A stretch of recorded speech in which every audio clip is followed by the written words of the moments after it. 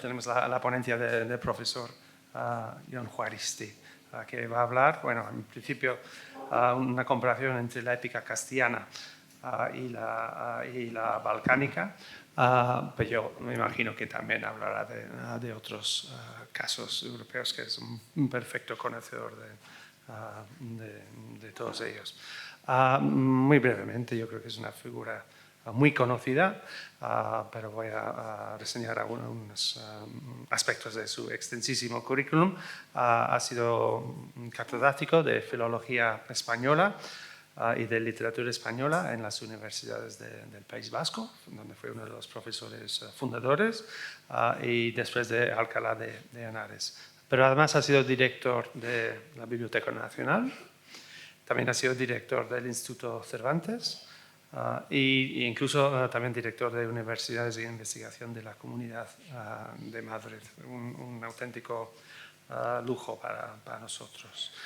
Con relación más específica a nuestro congreso, tiene una extensísima producción bibliográfica, pero quisiera destacar algunos trabajos concretos, ¿no? Donde se mueve entre tradiciones orales, romances y la épica, la importancia de los mitos en la génesis de la identidad nacional, un tema recurrente, tanto española como más ampliamente europea.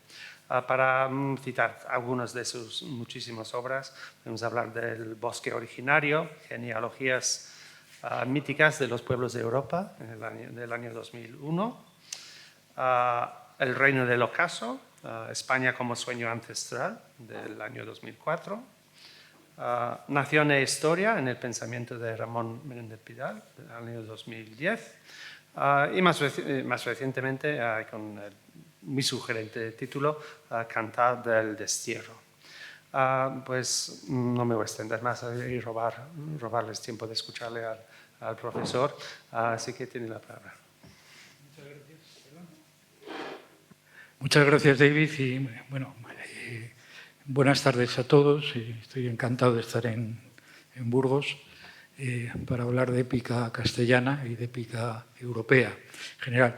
Bueno, he hecho un esquema, una ponencia dual, porque tenía que haber hablado también otra persona que ha fallado a última hora, que es mi mujer, que es serbia y sabe bastante de épica serbia.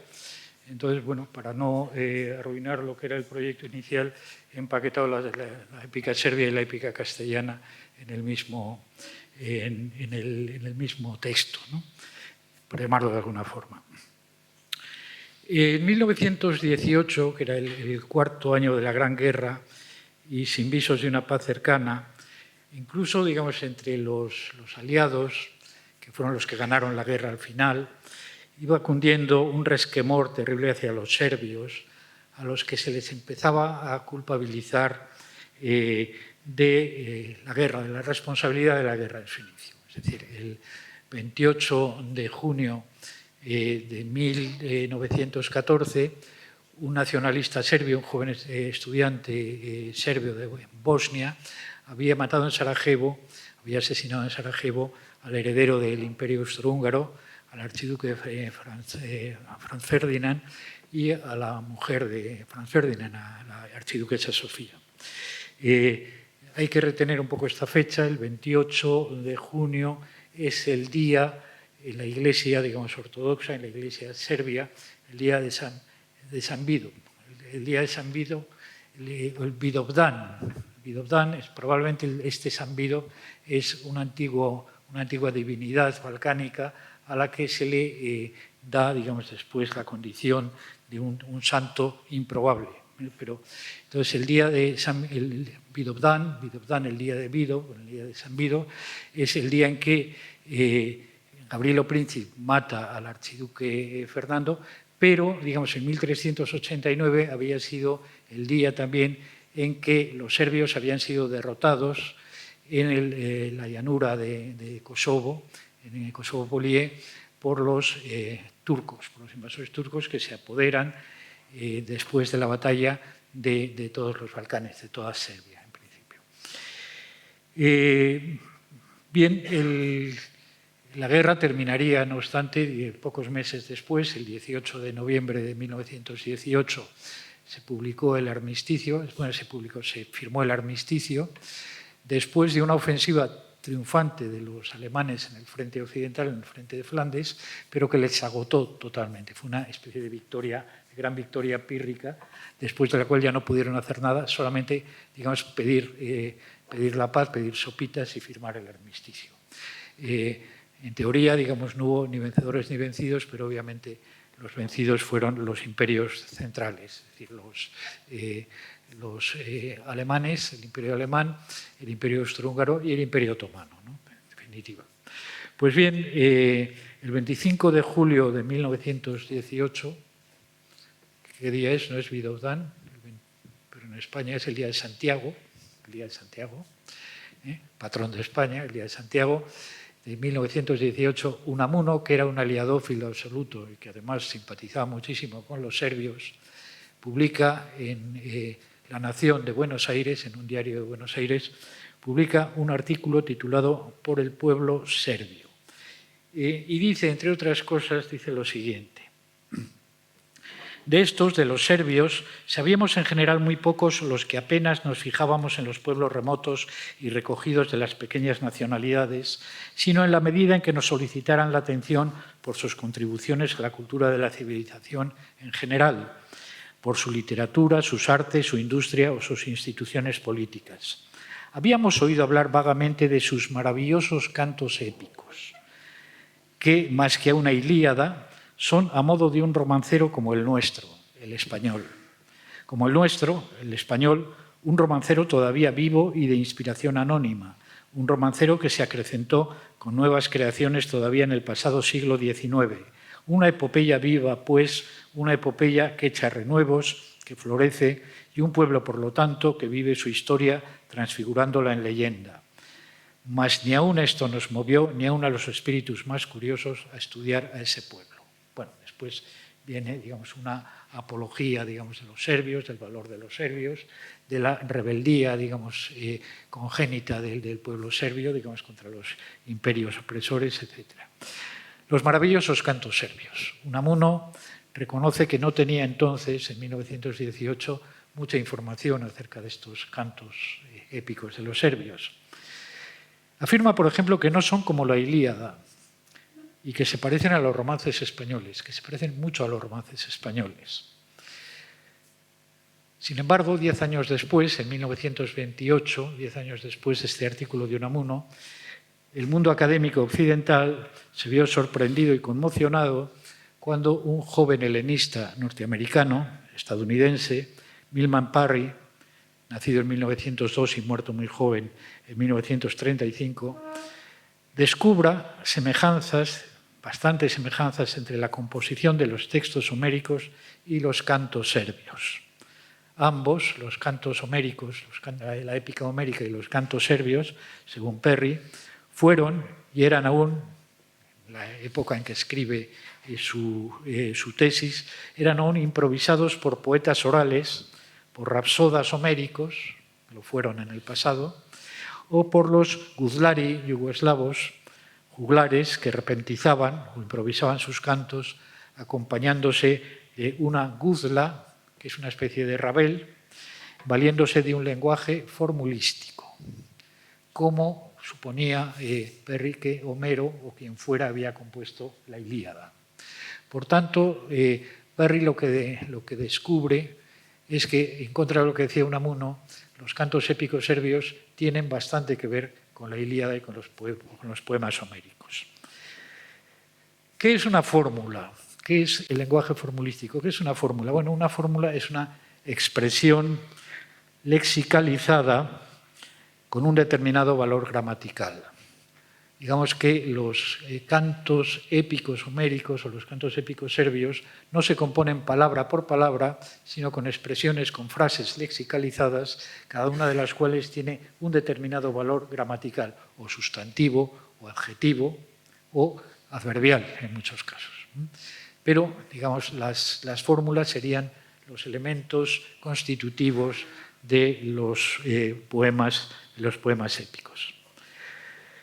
Milman Parry llegó a la teoría de la composición formulística a través de la investigación, de su investigación doctoral en Francia. Él estudió, lenguas clásicas en Francia y se dedicó a estudiar sobre todo la épica homérica. Su investigación sobre el epíteto homérico, al que dedicó su tesis doctoral. El epíteto homérico es una fórmula adjetival relacionada, con un sustantivo determinado. Por ejemplo, cuando Homero habla del mar, habla siempre del mar de color de vino. Cuando habla de Hera, por ejemplo, dice Hera la de los ojos de vaca. Estos epítetos, estas fórmulas, son los primeros elementos del lenguaje formulístico en el que realmente se fijan los investigadores occidentales, desde Milman Parry. La tesis de Milman Parry se publica en 1928,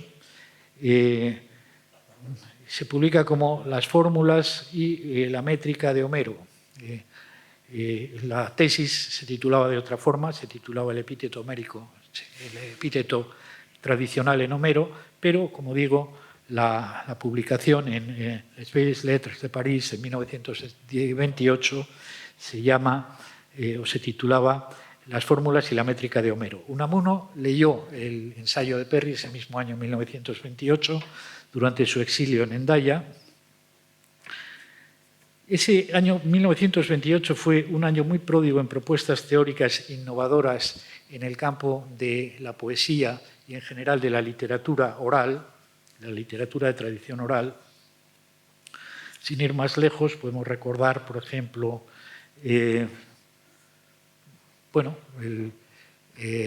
la morfología del cuento de Vladimir Prop, que es un estudio de Prop sobre la estructura de los cuentos maravillosos de la colección de Afanasiev, de la colección rusa de Afanasiev. Por ejemplo, el Motive Index of Folk Literature, el índice de motivos de la literatura folclórica de Arne y Steve Thompson, se publica también en 1928, por primera vez, y en 1928 se publica el romancero, la flor de romances viejos de Menéndez Pidal, que es, como ustedes saben, una colección no de romances orales directamente, sino de versiones facticias que hace Menéndez Pidal a partir de romances de tradición escrita y de romances de tradición oral. También en 1928 Jacobson y Tinianov fundan el Círculo de Praga, el Círculo Lingüístico de Praga, que se va a dedicar muchos de sus estudios a partir de esos momentos a los géneros orales. Por ejemplo, el propio estudio de Jacobson y de Bogatirov sobre el teatro popular ruso, el teatro campesino ruso.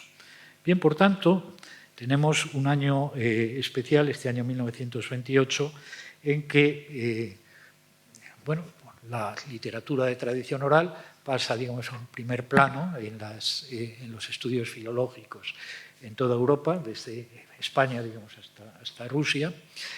Y hay una especie de interés, se despierta un interés terrible en algo que ya señala Milman Parry en su tesis, es que los juglares orales, los poetas orales contemporáneos en Serbia siguen componiendo sus poemas a la manera homérica, a través de improvisaciones o repentizaciones formulísticas.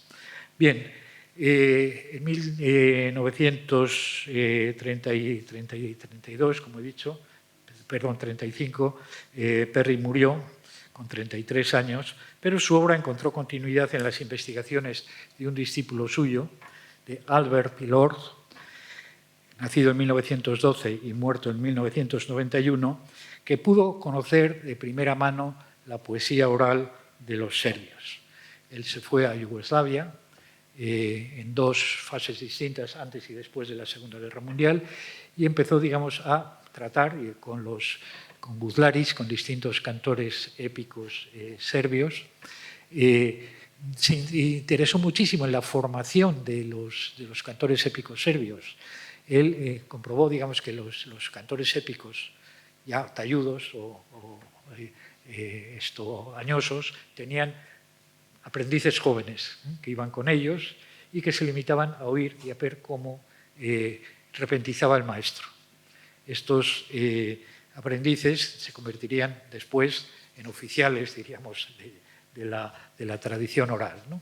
Era un sistema gremial muy parecido a los sistemas medievales.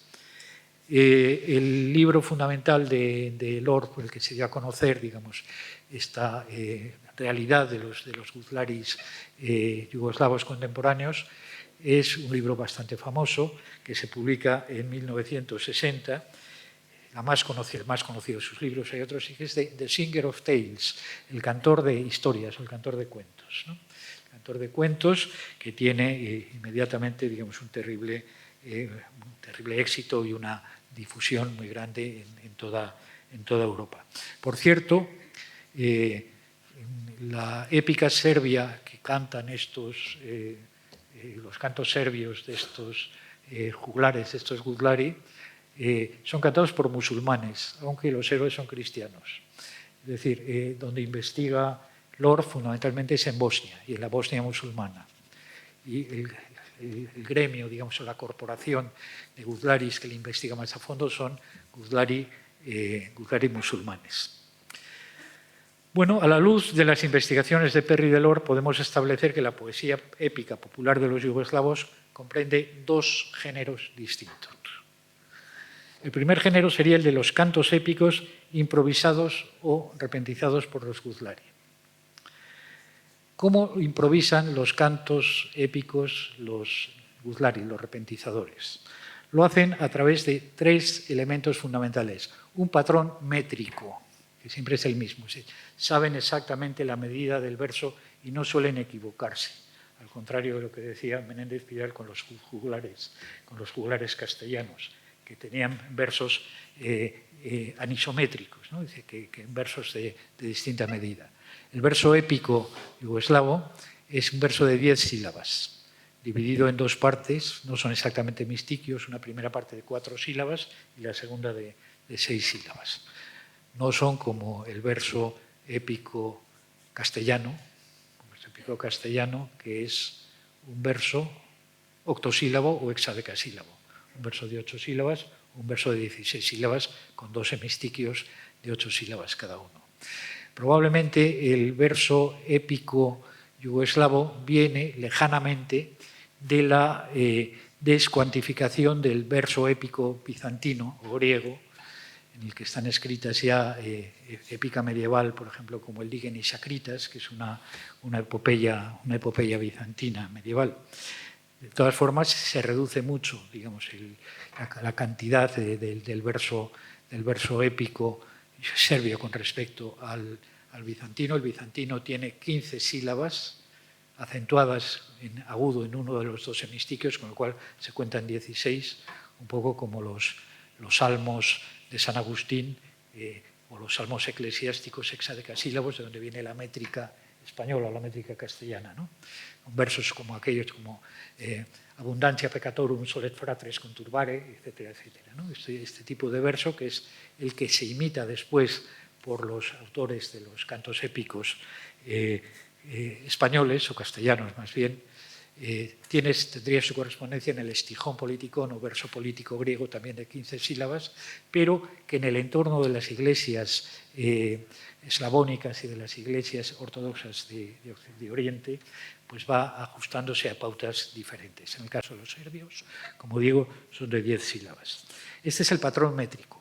Después, junto a este patrón métrico, los guzlaris tienen también, diríamos, un diccionario, lo pongo entre comillas, mental de fórmulas, un repertorio memorial cuyo orden puede ser muy aleatorio, pero que el cantor sabe utilizar con más o menos destreza. En este repositorio, diríamos, de fórmulas es donde el cantor épico va escogiendo las fórmulas con las que va componiendo su canto. Y finalmente tiene también un repertorio de argumentos narrativos, poseídos de una especie de síntesis memorial, más o menos como nosotros recordamos, por ejemplo, los cuentos tradicionales o los cuentos de Caperucita Roja o Blancanieves. Sabemos de qué va, pero no sabemos exactamente cómo lo recordamos. Improvisamos, ¿no? cuando lo volvemos a contar con palabras diferentes en cada caso. Ahora bien, Menéndez Pidal, que era el que más había trabajado, digamos, sobre la épica castellana, sobre el poema del Mío Cid, y sobre otros supuestos poemas épicos, después hablaré un poquito de estos, cuando conoció la obra de Lord, se resistió a admitir que los cantos de los Guzlari fueran cantos tradicionales, fueran cantos épicos. Menéndez Pidal, ante los argumentos de Lord, que es que el saber de los Guzlari constituía ya una tradición, Menéndez Pidal decía que no, que eran innovadores, y los comparaba un poco con los autores de los romances de Ciego. Es decir, son autores individuales que intervienen echando mano de elementos tradicionales, pero que hacen textos o poemas que no son tradicionales, aunque sean orales. Bien, ahí hubo una larguísima discusión entre los lordistas, digamos, y Menéndez Pidal, en ese sentido, que ha seguido hasta nuestros días, pero que sería un poquito tedioso, digamos, repetir. Unamuno siguió interesándose, sin embargo, en los maravillosos cantos serbios, y habló con admiración de las baladas sobre Marko Kraljević y sobre la doncella de Kosovo, pero siguió hablando sobre todo de un género épico yugoslavo, un género épico serbio, que no era debido a los Guzlaris o los repentizadores. Este sí, este género de las baladas tradicionales que se transmitían de cantor a cantor, etc., es mucho más semejante a los romances castellanos que a los cantos épicos serbios. Unamuno se informó bastante bien de los... consultó, no sabía obviamente serbo-croata, no sabía serbio, pero leyó, digamos, algunas antologías importantes que se publicaron antes y después, después de la segunda, después de la Gran Guerra y hasta la Segunda Guerra Mundial, se publicaron varias antologías en inglés y en francés. Entonces, Unamuno conocía, por ejemplo, las baladas del ciclo de Marko Kraljević, uno de los llamados reyes serbios de la época de la batalla de Kosovo, y el ciclo de Kosovo también, el ciclo de los poemas sobre la batalla de Kosovo. Vamos a ver, estos cantos, estas baladas, sí habían sido conocidas en Europa antes que en España desde finales del siglo XVIII. A finales del siglo XVIII, un franciscano croata, Andrija Kočić Milošić, publicó en 1754 en Venecia un libro misceláneo, Razgovor Godnji Narodna Slovinskoga, que contenía varios cantos épicos o baladas. En el año 1774, un autor veneciano, Alberto Fortis, tradujo estos cantos al toscano y esa fue la versión que conoció y difundió en Europa Herder. Herder, que es un poco el padre del romanticismo popular o populista. Uno de sus poemas, la Hasanaginica, fue traducido al alemán y publicado también con un prólogo de Goethe. En realidad parece que dicho canto fue compuesto por el propio Andrija Kočić, que no era un canto ni una balada tradicional, y que en esto Andrija Kočić se adelantó. Andrija Kočić era, como he dicho, un franciscano croata que nace en 1704 y muere en 1760. En 1760 aparece o se publica o se hace público los cantos osiánicos que en teoría había encontrado Macpherson en Escocia, en una gruta de Escocia, se los había inventado todos, como ustedes saben, pero en fin, las falsificaciones más famosas del romanticismo, se le había adelantado, digamos, este Andrija Kočić al propio Macpherson con este poema sobre el Aga Hasan, que entusiasmó a Herder y entusiasmó, por supuesto, a Goethe, que se lo tragaron con patatitas. O sea, la falsificación les encantó. El romanticismo en la primera mitad del siglo XIX dará una mayor difusión al género de las baladas serbias, sobre todo gracias a las traducciones alemanas de la gran recopilación de los poemas populares serbios, o las baladas serbias en 4 tomos, que había hecho Vuk Karadžić. Vuk Karadžić fue el padre de la nación serbia, prácticamente, o el padre, por lo menos, de la cultura serbia. Digamos, es la gran figura patriótica del siglo XIX, cuando todavía Serbia estaba bajo la bota de los otomanos.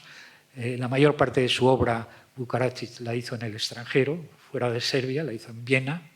Fue muy amigo del bibliotecario del emperador, de Kopitar, de Jan Kopitar, que era esloveno, y después fue muy amigo de Jacob Grimm, también, uno de los dos hermanos Grimm, ¿no?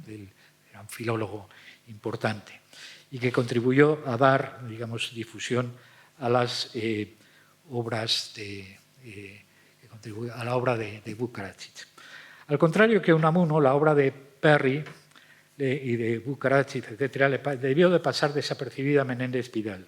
Sin embargo, leyó la no muy posterior obra de Dragutin Subotic, Yugoslavian Popular Ballads, Their Origin and Development, publicadas en 1932 por la Cambridge University Press, que ya había publicado en 1921 The Ballads of Marko Kraljevic, traducidas por H. Lowe. Un libro que conoció Menéndez Pidal en su día, que no conoció Menéndez Pidal en su día, pero sí Unamuno. En fin, en el libro de Subotic encontrarían uno y otro, Unamuno y Menéndez Pidal, una confirmación de sus intuiciones o prejuicios sobre el parentesco de los auténticos cantos tradicionales serbios, las baladas, con el romancero español. Y aquí lo que dice Subotic.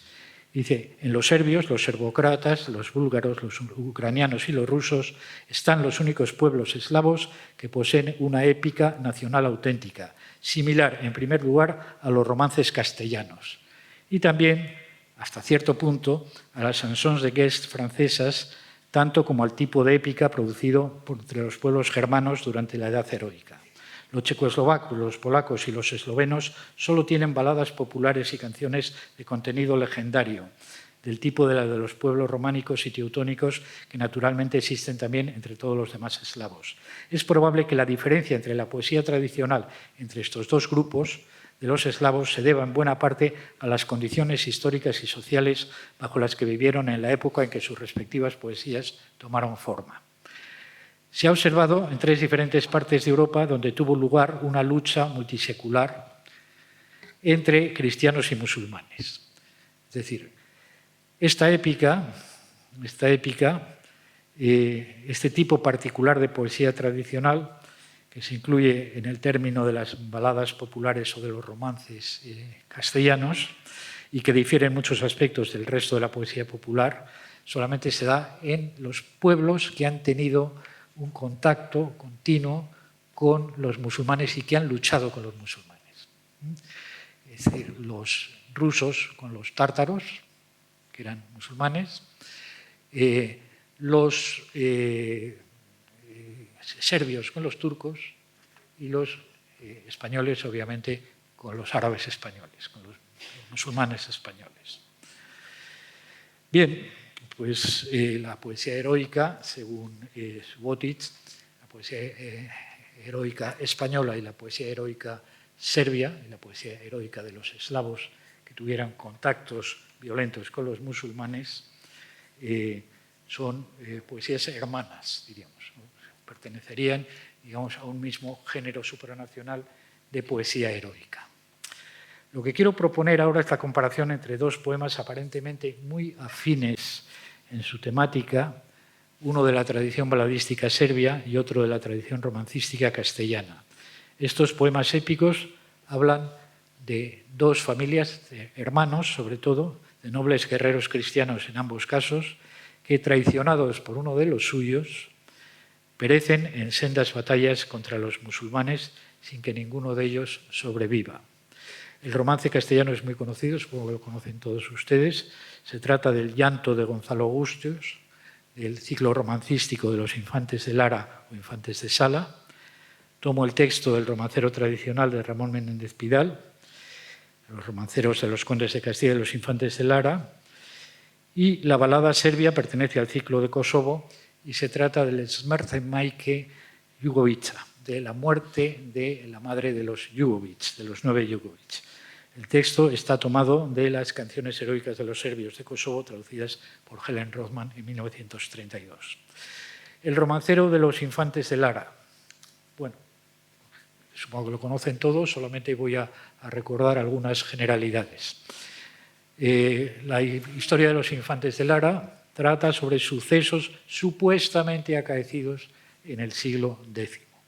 Para Menéndez Pidal no había duda de que esos sucesos habían sido reales, habían sucedido. El problema es que no tenemos noticias de esos sucesos hasta el siglo XIII. Y, digamos, 3 siglos por medio en la Edad Media sin que aparezca nada por medio, pues es en principio algo bastante, por lo menos, problemático para demostrar. Como saben ustedes, Menéndez Pidal estaba dispuesto a toda leyenda épica que encontraba en cualquier crónica a encontrarle, digamos, una especie de cadencia rítmica, es decir, que eran poemas épicos o cantares de gesta prosificados.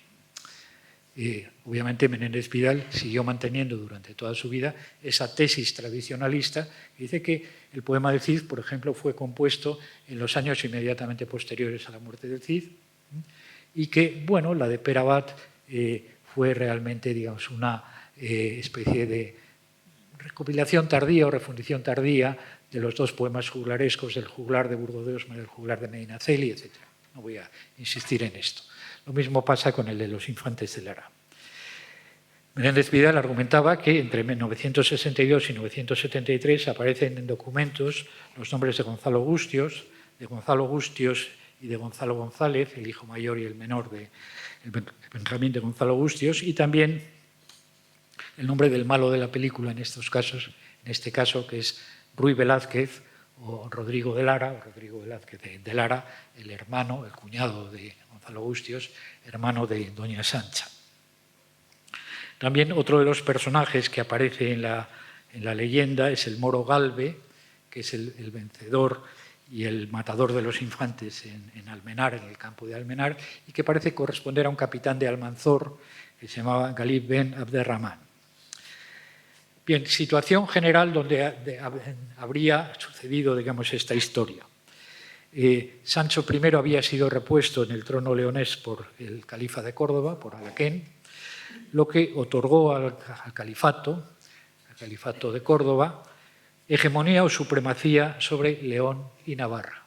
En realidad, tanto León como Navarra, sobre todo Navarra, los navarros intentaban engañar a todo el mundo, prácticamente como hasta ahora, pero en fin, o sea, quiero decir, por una parte a los cordobeses y por otra parte a los carolingios, a los francos.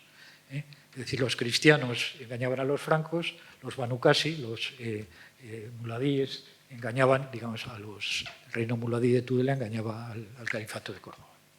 Pero, en fin, digamos, eran unos vasallos o aliados, ya no sé cómo podría conceptuarse esto, pero poco fiables en general. El califa era Alaquén II y el general, diríamos, del califato, el gran general del califato, era Almanzor o Almansur. En agosto del año 974, bueno, en el año 974, el conde de Castilla, que era García Fernández, envía embajadores a Alaquén II pidiéndole ayuda en determinados asuntos que tenían que solventar, ¿no? Como un buen aliado, como un buen vasallo. Almanzor recibe a estos embajadores, pero cuando están tratando de asuntos con Almanzor, García Fernández aprovecha y ataca el castillo de Deza, cerca de Medinaceli, que era un castillo de los musulmanes, era un castillo del califato. Entonces, con el rebote que agarra el califa, lo que hace es coger inmediatamente a los embajadores y meterlos en la cárcel. Esto es las primeras versiones, diríamos, de los acontecimientos que aparecen en las crónicas, por ejemplo, a finales del siglo XIII en Castilla. En las crónicas posteriores va a haber un solo embajador, que es Gonzalo Gustios, el padre de los infantes.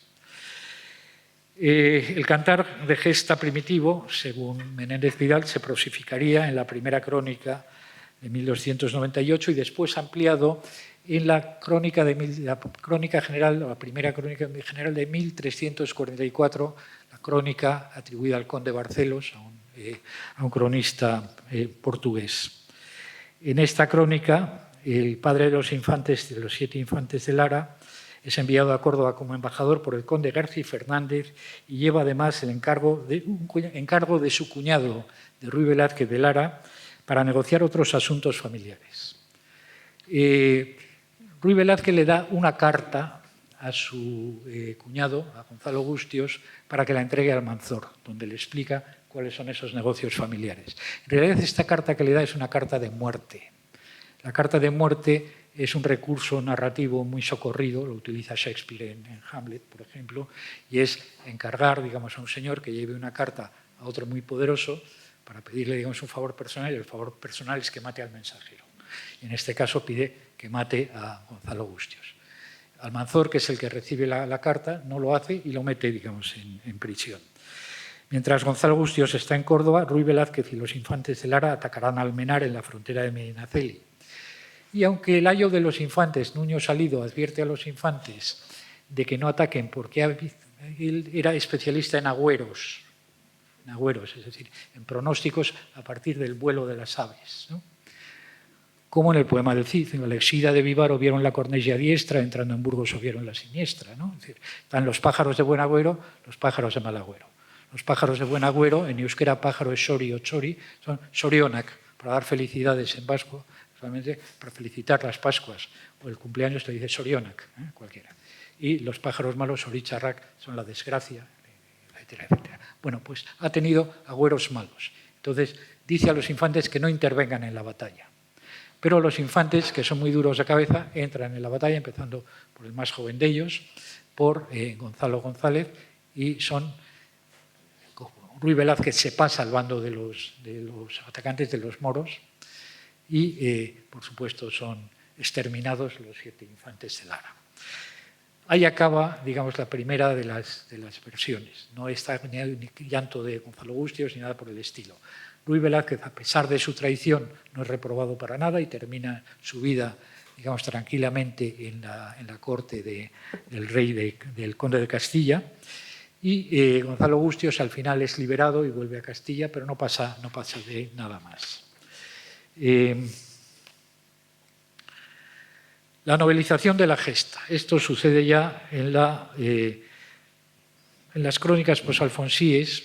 Empieza a insinuarse en 1270 en la historia de España, pero después, sobre todo, es en 1344 en la crónica portuguesa, compilada por Barcelos, y en el arreglo toledano de esa crónica, que es algo posterior, en 1460, donde ya se cuenta la historia que conocemos a través de los romances.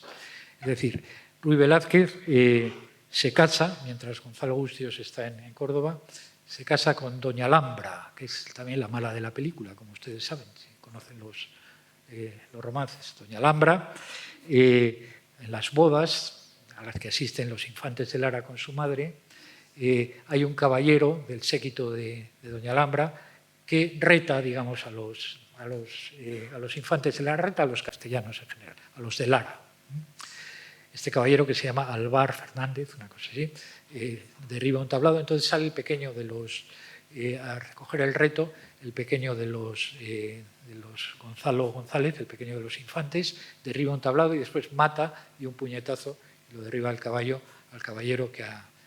Entonces doña Alhambra se queja a su marido de que los infantes de Lara le han arruinado la boda, que le han matado a un criado, cosa que parece, según los romances, que era así, y que pide venganza.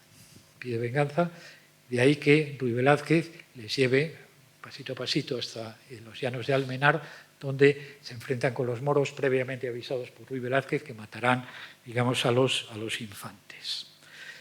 Bueno, aquí empieza a haber ya cosas curiosas en el romancero con respecto a las historias anteriores, a las teóricas prosificaciones del cantar de gesta.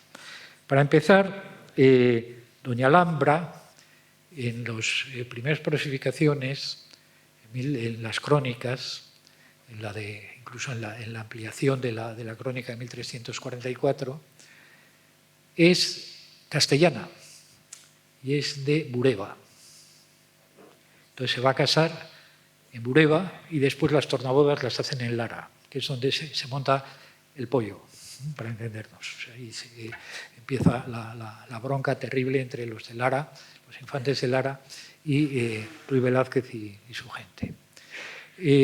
Pero hay una cosa interesante. En el romance, doña Alhambra, al contrario de lo que sucede, como digo, en las crónicas, en las prosificaciones de las crónicas, ya no es castellana, es cordobesa. cordobesa. Su séquito son cordobeses. Es cordobesa. ¿Qué había en Córdoba? Había mozárabes, en principio, pero no parece que fuera mozárabe. Es más, doña Sancha, la madre de los infantes, en la discusión que tiene con ella, ustedes se acordarán si han leído le llama Alhambra. Le llama Alhambra, cállate tu Alhambra.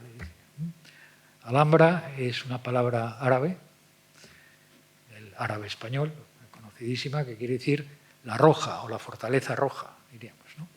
Alhambra. Luego hay una especie de islamización del personaje de doña Alhambra en los romances. Aunque ella dice, bueno, si no me vengas, me tornaré mora y marcharé con Almanzor. Es una de las amenazas que le hace a Ruy Velázquez. Pero bueno, si uno piensa en Córdoba y piensa en los romances, mataste a los tornadizos de Córdoba la nombrada, que dice el romance de la pérdida de Alhama, es decir, hay tornadizos. Es decir, estos cristianos que se vuelven musulmanes o musulmanes que se vuelven cristianos en Córdoba con bastante facilidad. Bien, el nombre de Alhambra obviamente es un nombre románico, es un nombre castellano y es un nombre cristiano, porque Alhambra viene de Flamina. Flamina es una santa franca, una santa del siglo IV, mártir, no se sabe mucho de ella. Se habla de Santa Flamina de Roma. La festividad se celebra con otros muchos santos el 2 de mayo, que celebramos también otras cosas en Madrid, por lo menos, y en Bilbao. Pero bueno, en fin, doña Alhambra parece que en principio es una señora, una Flamina castellana. Se explica muy bien la pérdida de fe inicial, después la caída de la apostónica y después la B pentética, etcétera, etcétera. Doña Alhambra o doña Alhambra se llama. Pero se convierte aquí en mora. De tal forma, digamos, que Ruy Velázquez traiciona, digamos, a los cristianos al casarse con una mora, mientras su cuñado, el padre de los infantes, está en Córdoba. Ojo, esto es importante.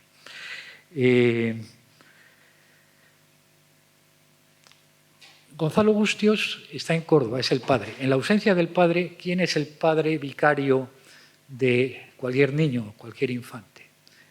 El tío materno. En toda la cultura popular europea, incluso en la vieja legislación consuetudinaria, el responsable de los hijos de la hermana en ausencia del cuñado es el abúnculo, se llama, que es el pequeño abuelo. El abúnculo de los infantes de Lara es Ruy Velázquez. El abúnculo es el hermano que entrega a la hermana al marido. En el ritual de la boda, en el ritual popular, todavía en Yugoslavia lo hacían así, hace todavía unos años, y esto en unas cuantas bodas yugoslavas, donde el hermano sale con una escopeta pegando tiros al aire y entrega a la novia al marido, al prometido, al que va a ser su marido. Bueno, solamente por recordar un poquito el romance del llanto de Gonzalo Gustios, ¿no? Aunque todos lo conocerán. De partes el moro Alicante, víspera de San Cebrián, 8 cabezas llevaba, todas de hombres de alta sangre, sábelo el rey Almanzor, a recibírselo sale. Aunque perdió muchos moros, piensa en esto bien ganare. Manda hacer un tablado para mejor las mirare. Mandó traer un cristiano que estaba en captividad. Díjole, Gonzalo Gustos, mira quién conocerás, mira si conoces estas cabezas, que lidiaron mis poderes en el campo de Almenare. Respondió Gonzalo Gustos, presto os diré la verdad. Presto, que lidiaron, sacaron 8 cabezas, todas son de gran linaje. Respondió Gonzalo Gustos, presto diré la verdad. Y limpiándoles la sangre, Asad se fuera a turbar. Dijo, llorando agramente, conózcolas por mi mal, la una es de mi carillo, las otras me duelen más, de los infantes de Lara, son mis hijos naturales. Así razona con ellos como si vivos hablasen. Dios os salve, mi compadre, mi amigo leal. Bueno, les hago el favor de no leerles, digamos, todo. Voy al final, simplemente. Después del llanto de Gonzalo Gustos, que va limpiando las cabezas de los infantes, va llorando sobre cada una de ellas, está roto de dolor, llorando sobre ellas. El romance termina así. Al duelo que el viejo hace, cuando deja de hablar, al duelo que el viejo hace, toda Córdoba lloraba. Ojo, el rey Almanzor ha sacado las cabezas en un tablado en la plaza de Córdoba, en la plaza pública, ha puesto ahí las cabezas y ha llevado a Gonzalo Gustos. a que reconozca las cabezas. Almanzor no sabe de quién son las cabezas en este romance. Ha llegado el moro Alicante, que es uno de los de Gálvez, que ha llevado 8 cabezas, y entonces las ha puesto allí, son de noble linaje, solamente le han dicho, pero al llanto que hace Gonzalo Bustos, toda Córdoba se identifica con Gonzalo Bustos y empieza a llorar con él. Empieza a llorar con él. Dice, el rey Almanzor, cuidoso, consigo se lo llevaba. El rey Almanzor, cuidoso, preocupado, temeroso, lo retira de ahí y se lo lleva con él. ¿Por qué? Porque ahí se masca la rebelión.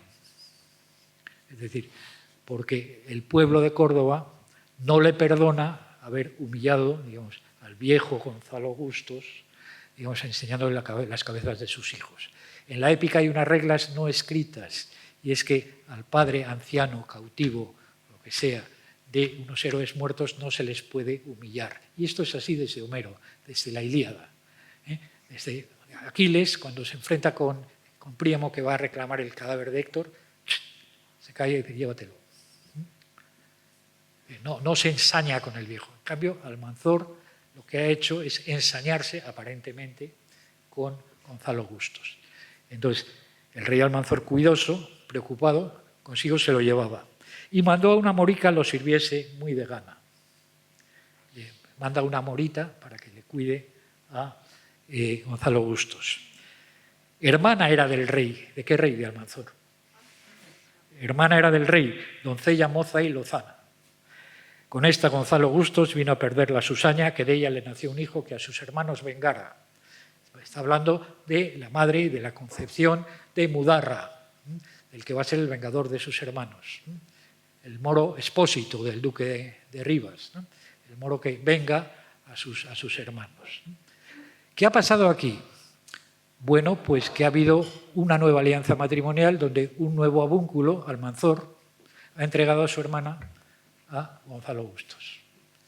Es decir, ha habido una inversión de lo que ha sucedido al principio. Es decir, la traición del avúnculo, que se ha casado, digamos, con una cordobesa, ahora hay otra cordobesa que Almanzor entrega a Gonzalo Bustos. ¿Esto qué asegura? Asegura la continuidad del clan. Hemos hablado antes de las familias ampliadas, etc. Los clanes castellanos no son clanes extintos. A pesar de las guerras entre ellos, son clanes amplios y van sobreviviendo. Al contrario de lo que sucede en el caso balcánico, como vamos a ver.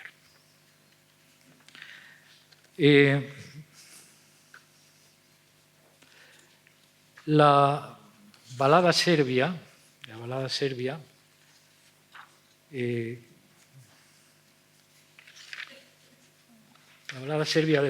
la muerte de la madre de los Jugovic. Bueno, ¿quiénes son los Jugovic? Los Jugovic son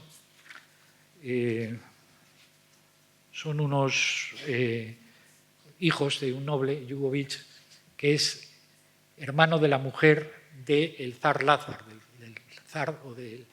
zar de los serbios, del jefe supremo de los serbios en la batalla de Kosovo. Hay un pariente de ambos, que es Vuk Brankovic, que es el que va a traicionar a los serbios en la batalla de Kosovo y va a entregar a los Jugovic y a todo el resto del ejército serbio a los turcos. Bien, voy a leer también, es una balada corta, aunque un poco igual tediosa, pero en fin, la de la muerte de la madre de los Jugovic. Señor de los ejércitos, qué gran maravilla. Cuando la hueste acampaba en Kosovo, se hallaban en sus filas los Jugovic, 9 hermanos y el 10º, el viejo Juk Bogdan, su padre. Reza entonces su anciana madre a Dios y dice: dame, Dios mío, la vista del halcón, dame, Dios, las blancas plumas del cisne, de manera que divise la amplia llanura de Kosovo, pues vería así a los Jugovic, a los 9 hermanos y al 10º, el viejo Juk Bogdan, su padre. Así reza ella a Dios, su plegaria fue escuchada, Dios le da la vista del halcón y le da las blancas plumas del cisne. Y ella divisa la amplia llanura de Kosovo. Muertos se encuentran los Jugovic, a los 9 hermanos y al 10º, el viejo Juk Bogdan, su padre. Al lado de ellos, 9 lanzas. Sobre las lanzas se posan 9 halcones de vista aguda. Alrededor de las lanzas, 9 caballos y 9 leones junto a sus amos. Allí rugen su pena los afligidos leones, los 9 afligidos leones, allí se lamentan los 9 buenos caballos y los 9 halcones de vista aguda chillan su dolor. Pero el corazón de la madre se endurece, duro el corazón de la madre y seca sus pestañas. Ella se lleva los 9 buenos caballos, se lleva consigo los 9 leones afligidos, llama a seguirle a los 9 halcones de vista aguda y regresa a su hermoso castillo blanco. Esta es la primera parte del poema.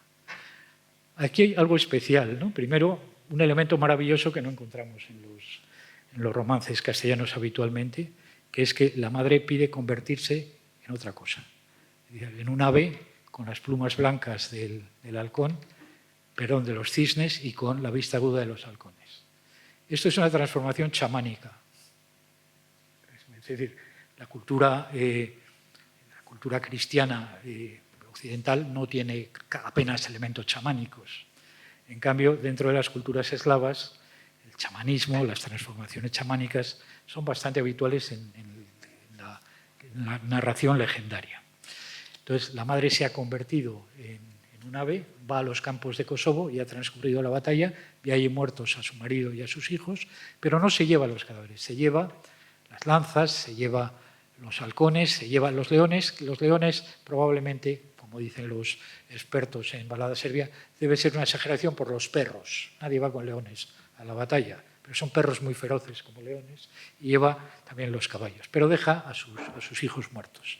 Dice, en su castillo le esperan las 9 esposas de sus hijos. Cuando se acerca le salen ellas al encuentro. Lloran desconsoladas a Dios las 9 viudas hermosas. Se lamentan los 9 buenos caballos. Rugen su pena los 9 leones afligidos. Chillan su dolor los 9 halcones de vista aguda. Pero el corazón de la madre se endurece. Duro está el corazón de la madre y secas sus pestañas. Cuando llega en la noche, la hora de medianoche, relincha el caballo de Damián, que es el pequeño de los Yugovich. Y la madre pregunta a la amada de Damián: «Oh, hija mía, tú, la esposa amada de Damián, ¿por qué relincha tan tristemente el caballo de Damián?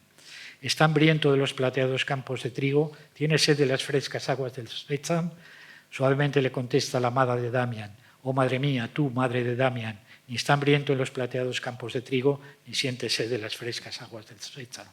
Aprendió hace mucho de su amo, Damián, a hartarse de buen pasto hasta la medianoche y desde la medianoche hasta el alba recorrer los caminos. Ahora se lamenta por su amo.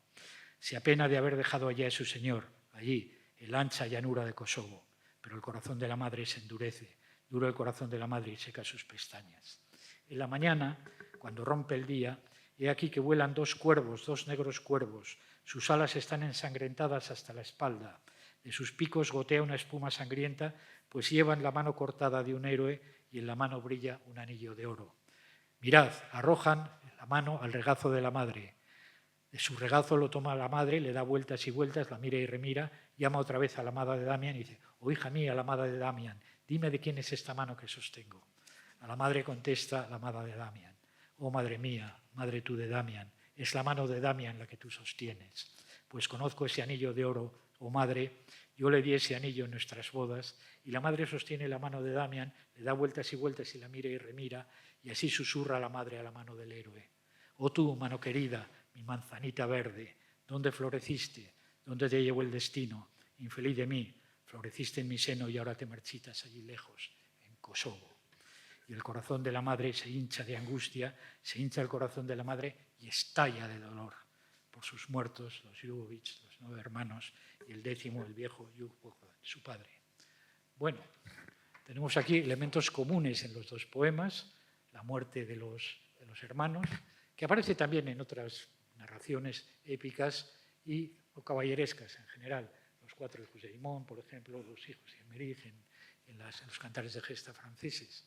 Pero en el caso de estos están muy cercanos. Se trata de una batalla contra ejércitos musulmanes, contra el ejército de Murat, del sultán otomano, y contra el ejército de Almanzor, dirigido por Galbe. Mueren todos los hermanos, pero ¿cuál es la diferencia fundamental entre la primera historia y la segunda?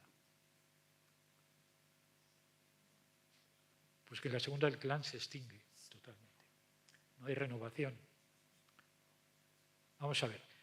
Los elementos tienen la misma función, son tan parecidos en sus funciones como que las cabezas de de los infantes de Lara son reconocidas por su padre como las cabezas de sus hijos y lanza el llanto. La mano cortada de Damián, reconocible por el anillo, equivale funcionalmente a las cabezas de los infantes de Lara en la narración de los infantes de Lara. Pero ¿qué sucede? Digamos, que la madre se hincha de angustia y estalla. La imposibilidad del duelo. La imposibilidad del duelo. ¿Por qué la imposibilidad del duelo? Bueno, aquí viene un poquito la interpretación ya en clave sociohistórica. ¿Qué pasa con el romance de los infantes de Lara? El llanto de Gonzalo Gustios aparece por primera vez en la Silva de Romances de 1550, en la segunda parte de la Silva de Romances, y después aparece en la Silva de Romances Varios de 1561.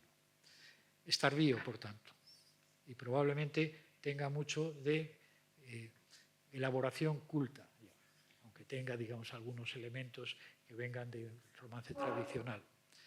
Pero bueno, es un romance que se ajusta todavía en su visión del mundo, y esta es una visión tradicional. Es decir, la tradición pide la venganza, pero sobre todo hay que resolver un asunto, que es que el linaje no desaparezca. Y las dos cosas suceden, una en el romance de Gonzalo Gustios y otra, que aparecerá en un romance que cuenta la historia posterior, el romance de Mudarra, esperando a Rodrigo de Lara para matarlo, salirle en una emboscada y matarlo. En el romance serbio, en la balada serbia, la madre no consuma el duelo, no llora. O sea, el corazón de la madre se ha endurecido quiere decir que si no está hablando, el corazón está enfermo. Se ha endurecido, está duro, y ya lo único que puede hacer es estallar de angustia y morir. Con ella desaparece toda posibilidad de renovar, digamos, el linaje de los Jugović. Pero además es que la balada serbia es probablemente de la misma época, es decir, del siglo XVI, en el que se imprime y se publica en la Silva de Romances el romance de Gonzalo Gustios. ¿Qué pasaba en el siglo XVI en España? Simplemente se había vencido el Islam y se había expulsado, digamos, a los musulmanes de España. Es decir, la reconquista, esa especie de tensión proyectiva para volver a recuperar la España perdida, se había consumado.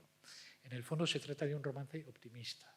Es decir, hay incluso una asimilación de un moro cordobés, hijo de cristiano y de mora, a, digamos, esa nueva sociedad triunfante donde se castiga, digamos, a los traidores y se restaura, digamos, una especie de orden tradicional.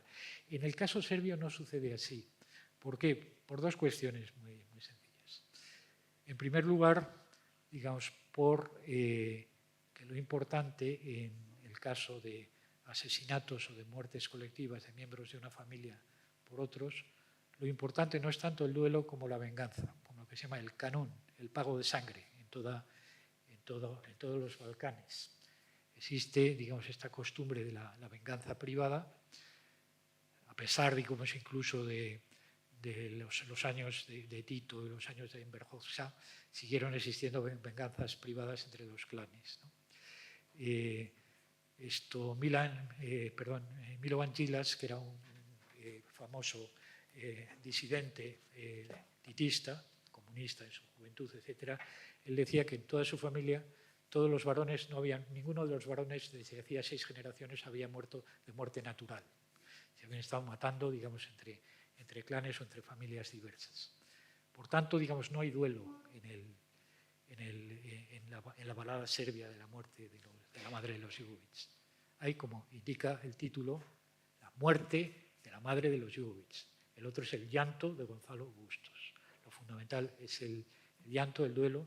Lo fundamental en la balada serbia, digamos, es la muerte.